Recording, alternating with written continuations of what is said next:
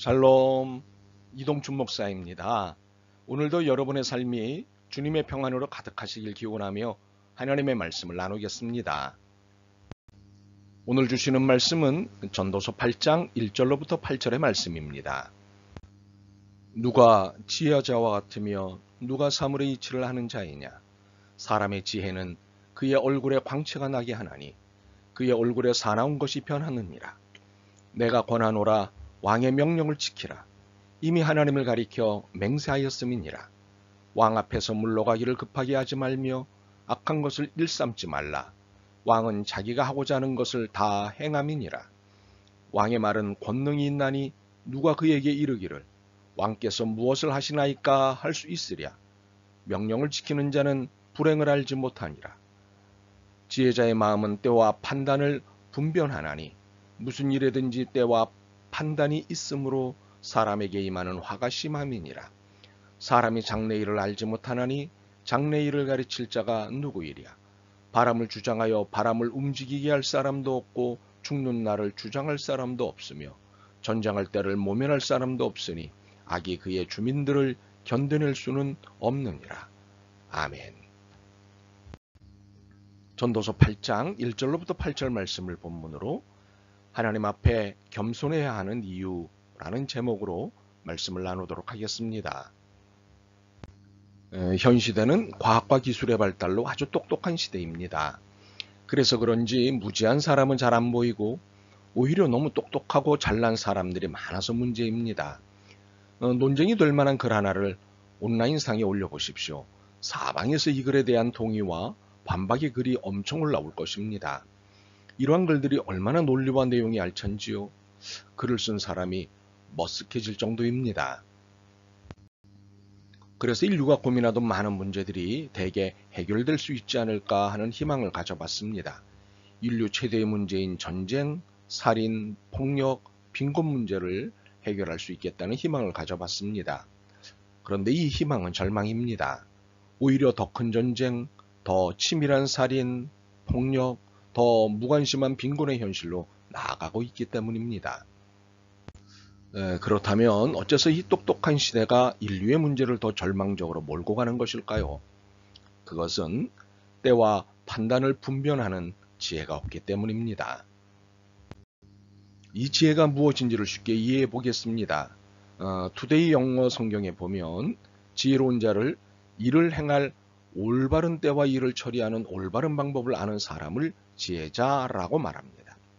그러나 이것은 단순히 경영학적인 시간과 방법을 말한 것이 아닙니다. 윤리적인 전제가 들어 있습니다.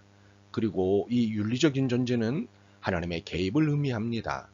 하나님이 하라고 하시는 시간과 방법에 따라 일이 처리되어야 한다는 것입니다. 바로 이것을 아는 것이 지혜이고 이렇게 사는 사람이 지혜자라는 것입니다. 이 시대는 똑똑합니다. AI와 경영학이 매우 발달한 관계로 어떻게 시간을 배분하고 언제 투입해야 할지에 대한 시간의 과학화가 이루어져 있습니다. 또한 어떤 상황과 환경을 구성하고 있는 내용을 분석하여 그것을 개선하거나 발전시킬 수 있는 과학화가 이루어져 있습니다. 그런데 전도서 기자가 말하는 지혜는 없습니다. 전도서 기자는 지혜자를 이렇게 소개합니다. 사물의 이치를 아는 자. 이치라는 것은 본질 혹은 의미를 말합니다. 사물의 진정한 본질과 의미를 아는 자가 지혜자입니다. 외형적으로 드러난 것을 보고 판단하는 것이 아니라 그 내면을 들여다보고 진리를 찾는 사람을 말합니다. 그러므로 전도서 기자가 소개하는 지혜자란 하나님의 계시를 찾는 사람을 말합니다. 그리고 그것을 실천해가는 사람입니다. 그렇다면 오늘의 본문에서 전도서 기자가 소개하는 하나님의 계시는 무엇일까요? 첫째, 왕의 명령을 지키라는 것입니다. 왕의 명령에 불응하는 것은 상상하지도 말라는 것입니다. 왕 앞에서는 순종만이 살 길이라고 하시는 것입니다. 아무도 그에게 이 일을 달 수 없다고 말씀하십니다. 여기서 전도서 기자는 하나님을 왕으로 비유합니다. 왕이 하나님의 위임을 받아 부리는 권세도 이렇게 대단한데 하나님이 직접 부리시는 권세에 우리가 어떻게 대응해야 하는지를 말을 안 해도 알아야 한다는 것입니다. 즉 하나님의 명령을 지켜 사는 것이 지혜라는 것입니다. 둘째, 장래일을 예측할 수 없음을 고백하는 것입니다. 앞으로 무슨 일이 일어날지 알지 못한다는 것을 고백하는 것이 지혜라는 것입니다. 미래학자들에 의해 다양한 미래 예측 기법이 발달해 있습니다. 그래서 미래에 대해 이런저런 예측을 하고 이런 미래를 대비하라고 조언을 합니다. 그래서 교회들도 여기에 맞춰 미래를 대비하는 작업을 합니다. 그러나 미안하지만 성경은 사람이 장래일을 알지 못하며 장래일을 가질 수 없다고 잘라 말씀하십니다. 예측은 한다고 하지만 인간은 누구도 장래일을 알 수 없습니다.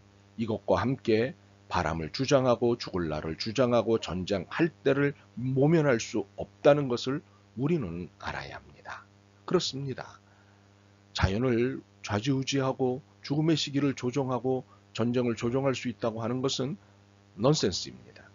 이것들은 우리의 영역이 아님을 인정하는 것이 인간다운 것입니다. 더불어 우리가 미래를 알 수 없다고 인정하는 것이 지혜로운 것입니다. 소크라테스는 아테네에서 가장 지혜로운 자라는 칭호를 받았습니다. 그러나 정작 소크라테스 자신은 자신을 지혜로운 자라고 생각하지 않고 평생을 지혜로운 자를 찾아다녔습니다. 그런데 그가 만난 이들과의 대화 중에 발견하게 된 것은 사람들이 잘 알지도 못하면서 잘 아는 것처럼 말을 하거나 착각을 하고 있다는 점이었습니다. 이후 그는 자신이 다른 사람들보다 현명한 이유를 발견했는데 그것은 자신의 무지를 잘 알고 있다는 것이었습니다. 노자도 소크라테스와 같은 말을 했습니다. 알지 못한다는 것을 알미 으뜸이요. 모르면서도 아는 척하는 것이 병이다. 성인에게 병이 없음은 병을 병으로 여기기 때문이다. 대저 병을 병으로 여기면 병이 없다. 그래서 우리는 그분들로부터 무지의 질을 배웁니다. 요즘처럼 아는 척을 많이 하는 시대에 참으로 알맞은 배움입니다. 전도서 기자는 아는 척을 하고 왕의 명령을 따르지 않고 장래일을 예측할 수 있다고 잘난 척을 하는 이들을 향해 악이라고 말합니다. 그리고는 악은 결코 주민들을 건져낼 수 없다고 말합니다. 한마디로 하나님 앞에서 하나님의 영역에 대해 건방을 떠는 일체의 행위는 악이라는 것입니다. 그러므로 살 수 있는 길은 하나님 앞에 겸손해야 하는 것입니다. 성 아우구스티누스에게 어느 날 한 제자가 찾아왔습니다. 어떻게 하면 저도 선생님과 같이 될 수 있을까요? 라고 물었습니다. 이에 아우구스티누스는 다음과 같이 대답했다고 합니다. 첫째는 겸손이요. 둘째도 겸손이요. 셋째 또한 겸손입니다. 우리가 할 수 있는 일이 있다면 그것은 하나님 앞에 겸손하게 살아야 하는 것입니다. 하나님이 나를 향해서 이 시대를 향해서 무엇을 말씀하시는지에 대해 귀를 기울이는 것입니다. 그리고 그 계시 앞에 사는 것입니다. 이를 위해 우리는 날마다 말씀을 묵상해야 합니다. 그렇지 않으면 우리는 아무것도 할 수 없고 아무것도 될 수도 없습니다. 이렇게 날마다 말씀을 묵상하는 삶을 살면 1절 말씀처럼 얼굴에 광채가 나고 얼굴에 사나운 것이 변하는 놀라운 일을 경험하게 될 것입니다. 영혼의 성형수술이 되는 놀라운 일이 벌어질 것입니다. 매일 열리는 오늘의 하늘 양식을 통해 이런 일을 기대합니다. 아멘. 주님, 세상이 똑똑한 시대에 휘둘려 하나님은 필요 없는 분인 듯 살고 있습니다. 저희도 그렇게 착각하며 살았음을 고백합니다. 결국 우리가 알 수 없는 미래, 더욱이 당장의 앞날에 대해 교만하지 않게 하옵소서. 하나님과 말씀 앞에 겸손히 무릎 꿇고 순종하게 하옵소서. 예수 그리스도의 이름으로 기도드립니다. 아멘. 오늘도 여러분의 믿음과 삶을 응원합니다. 사랑합니다.